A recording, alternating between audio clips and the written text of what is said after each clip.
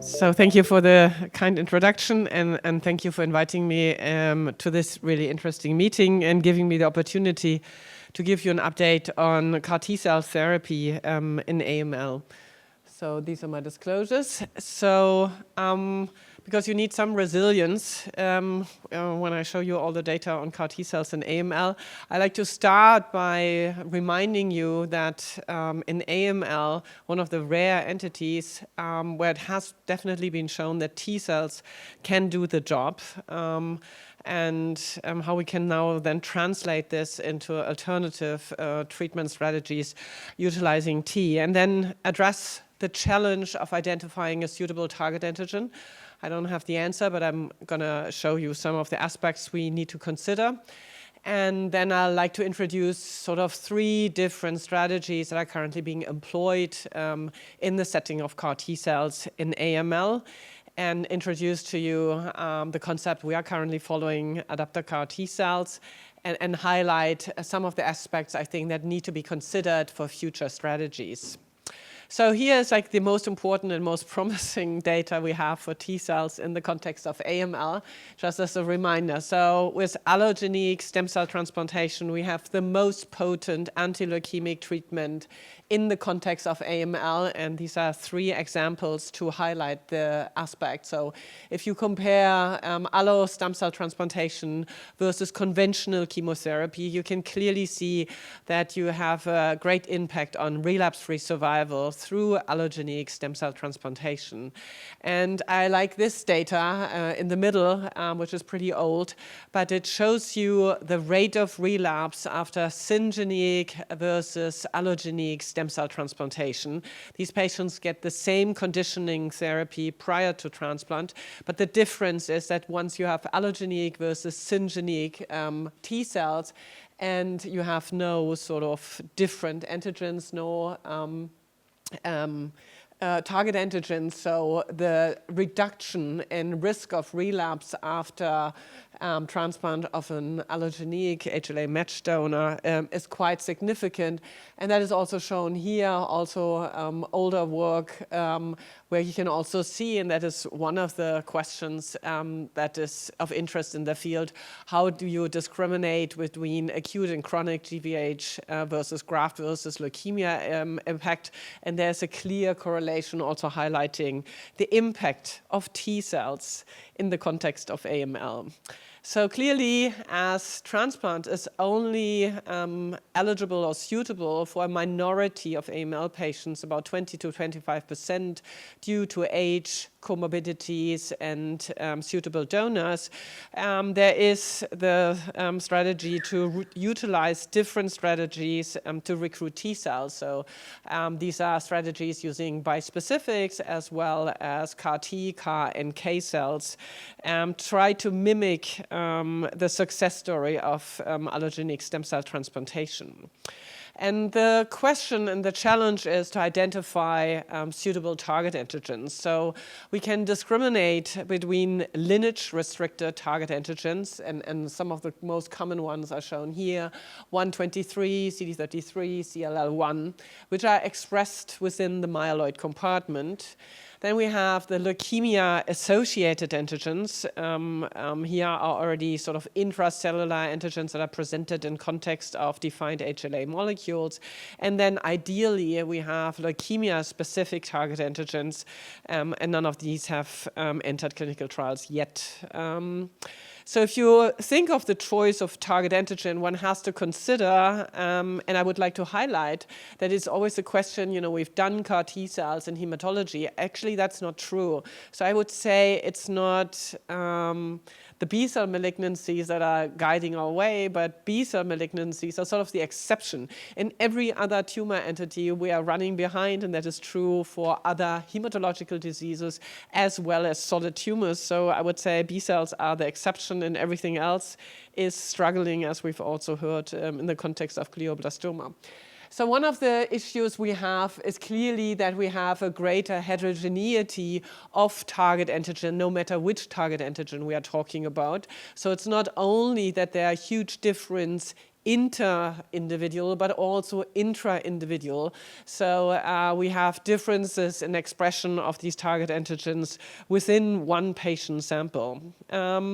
Clearly, as said, particularly if we talk about the myeloid target antigens, but also other target antigens, we have a clear overlap with the healthy hematopoietic system. So we clearly only have a small therapeutic window, although one has to highlight probably there are differences, right? Which epitope you are actually recognizing, what is the affinity to the epitope. And just because there was a discussion yesterday, I included CD7, which might be a suitable target antigen for a few AML patients, but the majority of AML patients are CD7 negative. So another issue, particularly if you address myeloid lineage antigens, these are all internalizing antigens. So this is contributing also, if you use bispecifics, to an antigen sink phenomenon. So if you look at this, CD123, CLL1, you see there's a huge expression within the body. And we hypothesize, although we cannot prove it, that this is also contributing to evolving T-cell exhaustion.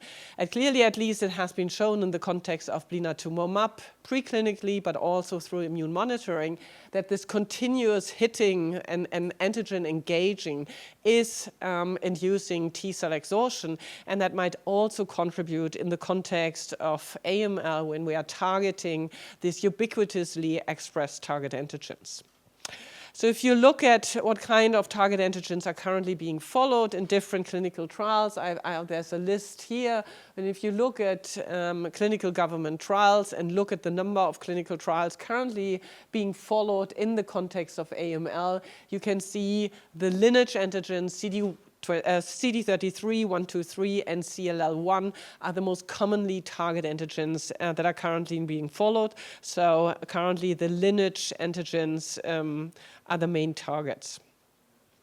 Clearly, there is a quest for identifying novel target antigens, but there's a question, what is an ideal target antigen? So we've done surfaceome of 7 primary AML patients trying to identify more suitable target antigens. And we identified more than 800 surface proteins and then sort of made up an algorithm which we thought might be most suitable. So we said it's not expressed on the hematopoietic system, it's not expressed on the leukemic stem cells, it should not be expressed within the monocyte and macrophage department because it might contribute to toxicity.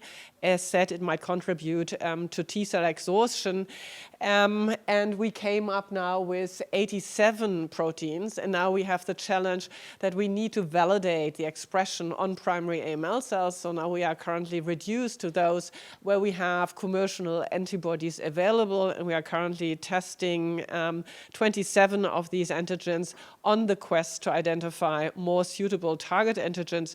But we don't know how sort of detrimental it is to have a target antigen expression on the monocyte and macrophage compartment. That's one of our hypotheses, but we don't know if this is like a clear sort of hurdle one has to cross or not. So if we now look at CAR T-cell strategies in AML, we have sort of 3 strategies. And when I think the field of CAR T-cells evolved in the context of AML, it was like, oh, let's copy-paste sort of what we are seeing in the B-cell precursor, ALL, and other lymphoma entities. And I think we've now become more humble with missing success in this context. So the first strategy, which in the beginning I thought was less attractive, is, I would say, the first thing we have to achieve, and those are the strategies CAR as a bridge to transplant. And I like to highlight also, if you sort of think of clinical protocols, what is the aim of a CAR as a bridge to transplant? And the aim should not be a CR or whatever. It should be morphological leukemia-free state preferentially MRD negative so that you can sort of bridge your heavily pretreated patients that are completely chemorefractory to a salvaged allogeneic stem cell transplantation. And if you succeed in doing this, this is already a great success, even if aplasia and on-target off-leukemia toxicity is part of the game. But I also will introduce to you sort of very novel, more recent strategies to have edited stem cell grafts followed by CAR T cells. And with these strategies, you take the full potential of the CAR T cells. Because in the first approach, you give the CAR T cells about 4 weeks prior to the transplant. So potentially, you don't get the full benefit of the CAR T cells as you have to eliminate those CAR T cells prior to the transplant. And then there are, I would call them selectivity-enhanced CAR T cells that are trying to do this without an allogeneic stem cell transplantation prior or post. So if we first of all look at the CAR as a bridge to transplant, there are multiple trials, and this is just a selection, and it also highlights one of the issues I think we have in the field in principle, that people are doing trials with 6 to 12 or maybe 20 people. It's very heterogeneous. People report differently on these, and we have no chance to compare. So I would sort of vote for, I don't know, REDCap or something, worldwide database or certain standards on reporting so that we can learn from all these trials by having the possibility to compare results. So this is at least one issue, and I just want to show you 3 examples and also highlight that CRS has been an issue in the context of AML. Neurotoxicity is actually not an issue. So I think this was one of the first, but is still one of the most successful clinical trials that has been reported in the context of bridge to transplant. This was happening in the pediatric population where CD33, CLL1 sort of compound CAR T cell was used in heavily pretreated pediatric AML patients. And at least it was shown, and I think that is the aim of these kind of approaches, that 7 out of 9 patients achieved an MRD negative leukemia-free state, and 6 of these 7 patients moved on to bridge to transplant or to allogeneic stem cell transplantation. Follow-up is short, so hard to say if these patients really had a long-term benefit, but it shows proof of concept that that CAR T cells work in this context. So here are more examples also in the adult setting, looking at CLL1 as a target antigen. Here was 10 patients, 6 out of the 10 achieved MRD negativity, 5 out of 6 went on to allogeneic stem cell transplantation. And here, 12 out of the 30 patients achieved MRD negativity. So, about 30 to 40% of these patients respond and can move on to allogeneic stem cell transplantation. And none of these so far, either because they are early trials or because it hasn't been reported, we don't know a lot about follow-up. I want to highlight one report that just has very recently been published by UPenn Zargil group, where they used 123-directed CAR T cells. It shows already one of the issues that you clearly have with AML patients. It's often hard to get them from sort of including screening procedure to the actually CAR T cell therapy, because these patients are really sick patients, often with a lot of infectious complication, absolute neutropenic. So I think it's a good example. Screened were 22 patients and then treated were 12 patients. I don't want to go through all the details, but these were, again, heavily pretreated patients. I think 6 of them were already post-allogeneic stem cell transplantation. And what you can see here, out of the 12 patients that were treated, there were 3 responders, 2 MRD negative, 1 MRD positive CR. And at least here we have a duration of response, 84, 126, and 381 days. And when they looked at this data, they first of all saw that CAR T cells in the AML setting are not expanding to the same extent like in their CD19 CAR T cell trials. And the other thing they looked at was the cytokine milieu and the impact it has on AML cells. So what they did, they took serum of the patients at their sort of peak CIS and incubated this with AML cells and could show, and that was done in comparison to ALL samples, that the inflammatory cytokines promoted AML growth. And when they looked at the defined cytokines, they could show that this is true for IL-3, GM-CSF, as well as FLT3. And they could also show that this has an impact on cytotoxicity. So when they pre-incubate the AML cells with defined cytokines and then do a cytotoxicity assay with their CAR T cells, they could show that they see resistance. You can see it here for GM-CSF, FLT3, and IL-3. So this exposure to the cytokines induces resistance in the AML cells. And they hypothesize, and this is a lot of data, but just looking on immune checkpoint inhibitors on the T cells, that through the resistance of the AML cells, you induce T cell exhaustion because the AML cells are not killed, you have continuous exposure. So they show that you have an increase of T cells with upregulation, what a lot of people do, of sort of 3 or more inhibitory checkpoint molecules.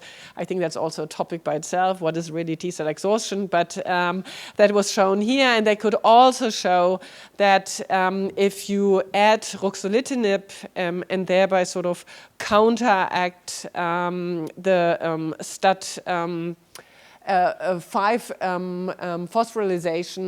phosphorylation, they could sort of counteract, they see the impact of GM-CSF. So if you look at GM-CSF plus ruxo, you can see you have low amount of live AML cells. In contrast, if you just add GM-CSF, you can see that you have sort of an outgrowth of the AML cells. So they propose, and they are planning to do a clinical trial where they add the ruxo to sort of counteract the cytokine-mediated growth sort of propagation of the AML cells.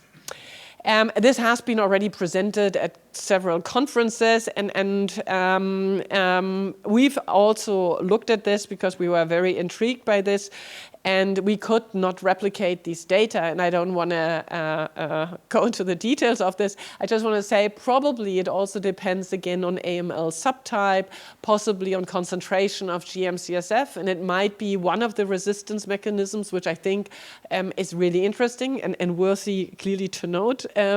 But we actually looked in our setting, and we also added GM-CSF. We added a GM-CSF inhibiting antibody. We also added ruxo, and in our sort of primary AML samples, we couldn't replicate it.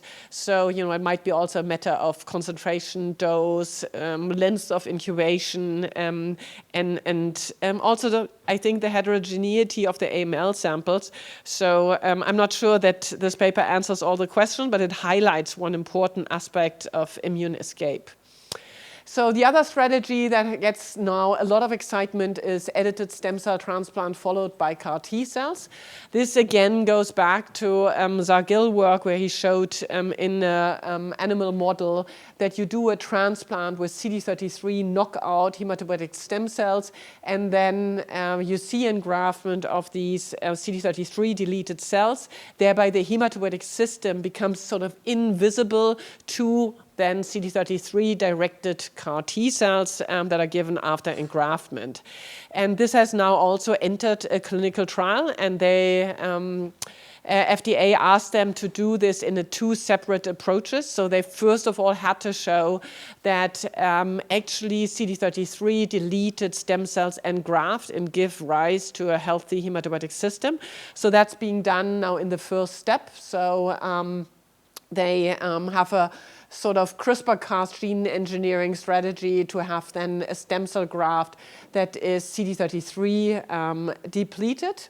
And because they have to do it in two separate approaches, in this sort of first approach, they are not using CD33-directed CAR T cells, but gemtuzumab, a CD33-directed antibody-drug conjugate. And first patients have been reported. So these were stem cell transplanted with the CD33 deleted stem cells. They have an engraftment, and then patients were treated with gemtuzumab. And what you can see is that at least it seems that functionally this is also working. So there was no dip in neutrophils or blood cell counts upon initiation of the ADC. And eventually they will combine this with the CD33 CAR T cell approach. There has been more preclinical work into this direction, being sort of more specific. So instead of deleting sort of the entire protein, now you can use non-synonymous mutation of the target antigen of interest. Thereby, you're not deleting the entire protein, which might be a safety concern, and we have no idea if long-term hematopoiesis is possibly impacted by this approach. And this, at least preclinically, has been shown in the context of CD45, which is really interesting because it is applicable to all hematological malignancies.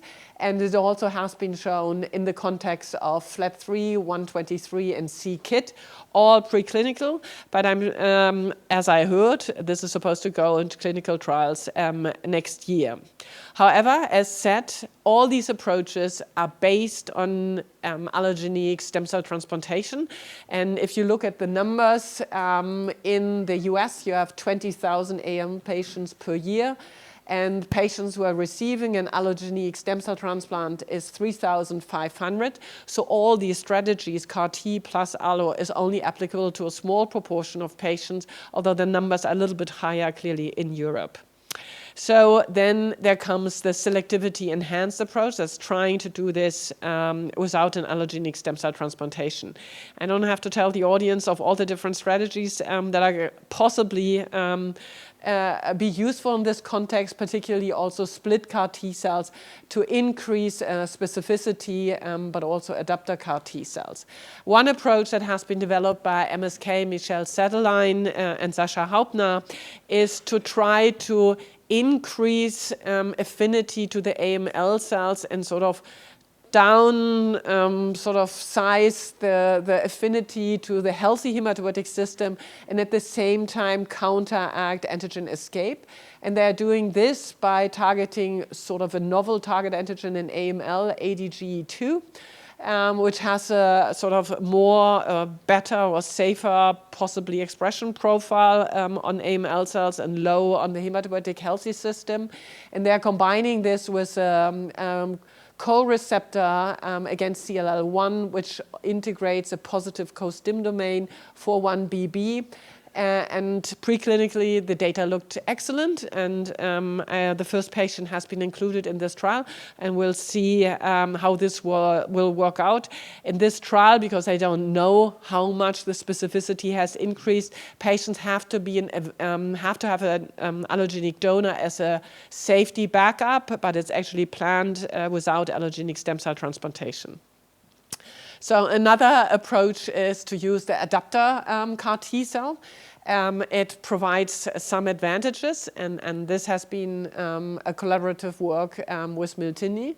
So the advantages of an adapter CAR T cell approach is that you can more easily have multiple and sequential targeting, as the specificity is conveyed by the adapter molecule, and you sort of have a generic CAR T cells.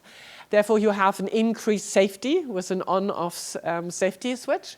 And what we think is really interesting also, that you thereby can have a resting phase for your CAR T cells and thereby maybe counteract T cell exhaustion, particularly as said if you're targeting myeloid lineage antigens. You can have, all kinds of adapters, and it's also possibly a universal platform across tumor entities. One of the disadvantages, as I said, depending on the target antigen, you might have antigen sink and the adapter is just eaten up by the macrophages and monocytic. You need the continuous infusion depending on your adapter, but if it's a small molecule, that is necessary. And we also don't know if there might be less efficacy in this approach, as you sort of have two affinities you have to take care of. At least preclinically, it worked fine. Also, looking at primary AML cells, we could show high efficacy using a CD33 adapter, which mediates cytotoxicity against different primary AML cells independent of the genetic background. And we could also show that if you switch adapter specificity in this context, CD33, 1, 2, 3, you can increase efficacy and hopefully counteract antigen escape. And at least in the NSG mouse model, the CD33 conventional CAR versus the adapter CAR T cell showed identical efficacy. And as said, at least preclinically, we could show that with this system, we can also counteract T cell exhaustion by integrating sort of treatment-free or adapter-free intervals. This is hopefully moving into a clinical trial, and I don't want to go into the details. There are others with adapter approaches that are already in clinics. One example is from Dresden. Avencell is conducting a CD123-directed adapter CAR T cell trial. They've shown CAR T cell expansion, but very similar to the Zar-Gil data, much lower compared to CD19 CAR T cells. At least I've shown that this targeting module, how they call it, interruption, can resolve CAR T-related toxicity. So indication that safety is increased in this context. And the clinical trial is currently still recruiting patients. They're still going up in dose. I think it's hard to say anything about activity, but this is still enrolling. So I want to finish with just a few notes what I think has to be taken into consideration for the future. So coming back to allogeneic stem cell transplantation, I just want to highlight what we are trying to do in AML. So we are taking patients mostly post-4 prior treatment. In the majority of trials, about 50% of the patients were post-allogeneic stem cell transplantation. So if we look again now as our most successful anti-leukemic treatment strategy, allogeneic stem cell transplantation, and you look at patients who are in first complete remission, who are MRD positive, right? Really low disease burden. And you look at the disease-free survival after allogeneic stem cell transplantation, it's pretty depressing. So it seems almost sort of, I don't know, pretty stupid to expect that a CAR T cell directed against one target antigen can be a game changer where we don't use conditioning and we use heavily pretreated patients. This is shown again here. If you look at MRD positive patient by NGS, and there's additional comparison if you do a full conditioning versus a reduced intensity conditioning. And you look at those patients who are MRD positive, who get a reduced intensity conditioning, which is still much more than we are giving our patients with the lymphodepletion. You can see the rate of relapse is about 60%. So I think we need to consider that probably lymphodepleting or sort of the state in which we treat our patients needs to advance into prior treatment lines with low disease burden. Then I think we have to acknowledge, and that's sort of still an evolving field, that the tumor microenvironment of the bone marrow plays a key role and probably is responsible of some of the sort of negative results we see. And also very unlikely, I think, that one-fits-all concepts will be applicable. But we need to differentiate different types of tumor microenvironment that might need different type of therapies or combinations. then I think, I mean, with what we do in oncology normally is combine, right? We need to think of combinatorial approaches, particularly approaches that are not harmful to the T-cell compartment. And we've shown that the combination of Ven/Aza, which is sort of the standard treatment in first line for the majority of patients so far, has no negative impact on the T-cell compartment.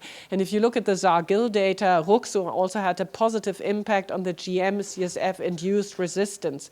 So I think combining with currently already approved drugs might be a suitable strategy to improve efficacy and reduce tumor load. And lastly, I think also learning from infections, there's interesting evolving data of combining adaptive and innate immunity, very interesting data, for example, for STING agonists in this context. So I think like hitting one target antigen in AML is probably very optimistic, and probably we have to go into combinations to increase efficacy.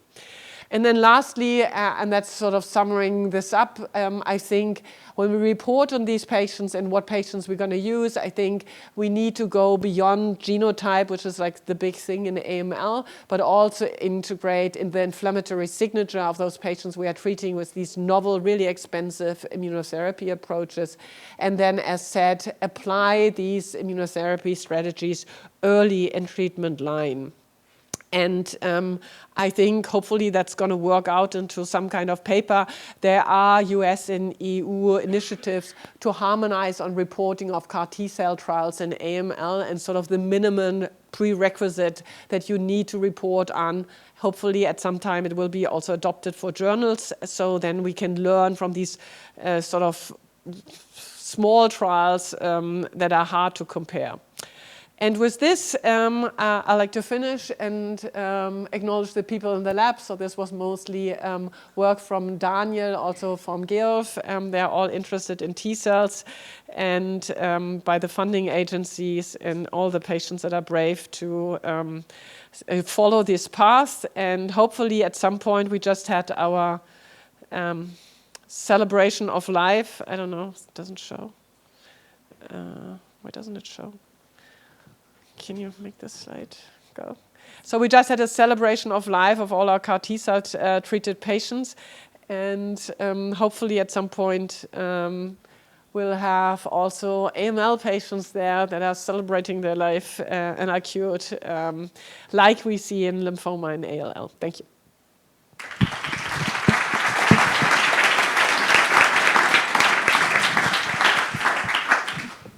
Thank you, Professor Subklewe, for sharing your expertise with us. So we have a few minutes to take questions from the audience. You. Thanks, Marion, for this wonderful talk and this great overview.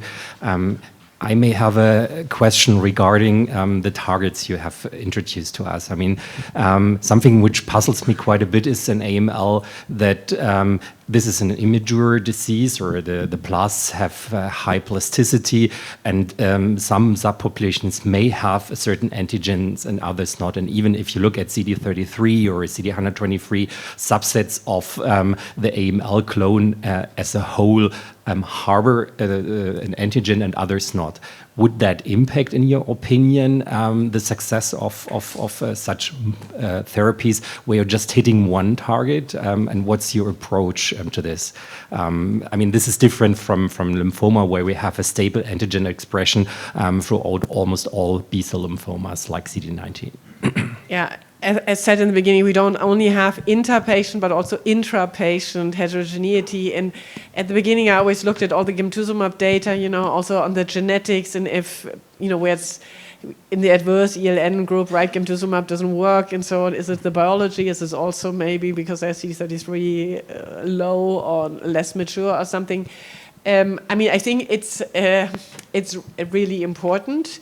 But I think also if you look at the data bridge to transplant, where 60% even fail to achieve sort of aplasia, it's more than just the target antigen, because they're not failing because they're leaving out a few leukemic stem cells, but they are failing also for other reasons, right? So in our sort of algorithm of the ideal target antigen, we always try to integrate leukemic stem cells or something, but it already starts with the issue, how do you define sort of leukemia initiating cells if you do a flow or whatever technology you use. So I completely agree. So I think, you know, we have cytarabine for the bulk, you know, who cares about it? Let's go for the cells that are sort of the cause of relapse or something, but it's really challenging. So I think it's important, but we are currently, I would say, struggling by identifying these cells and making sort of the surfaceome of these cells. And then in addition,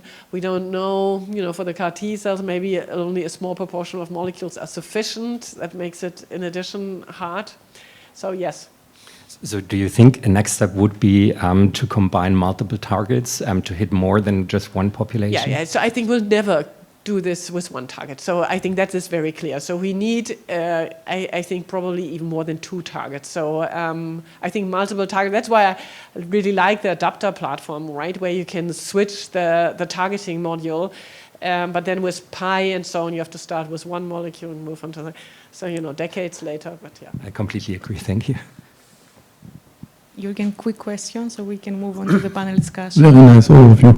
The fact that what you described, that CAR T cells may be less effective in AML compared to ALL lymphoma, could be due to, on the one hand, the leukemic cells being more resistant, especially the leukemic stem cells, towards CAR T cell mediated killing, or on the other hand, the environment generated by the AML being less permissive for the T cells, much like we have it discussed with GBM, so, or both. So what do you think is more of the problem?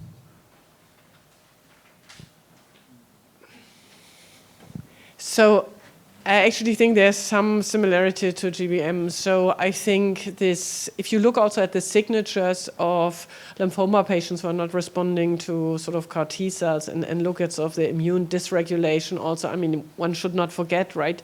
6 out of 10 patients with lymphoma also don't respond to CAR T cells, right? So it's not that is solved.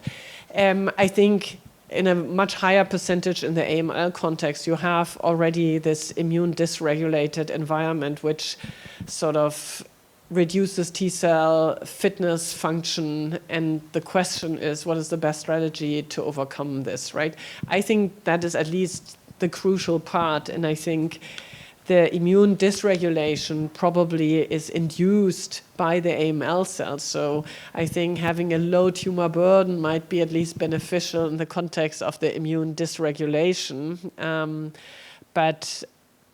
the question is, if we make the T cells fitter and stronger, whatever we say, you know, IL-18, whatever, if that is able to overcome this, I think we don't know, but that's why I think combinatorial strategies that sort of maybe have a positive impact on reducing AML load, manipulating the TME, and then in addition maybe having better, fitter T cells is the strategy to go. And I really think we need to look at allogeneic stem cell transplantation that works quite successfully and sort of the ingredients we have there, right?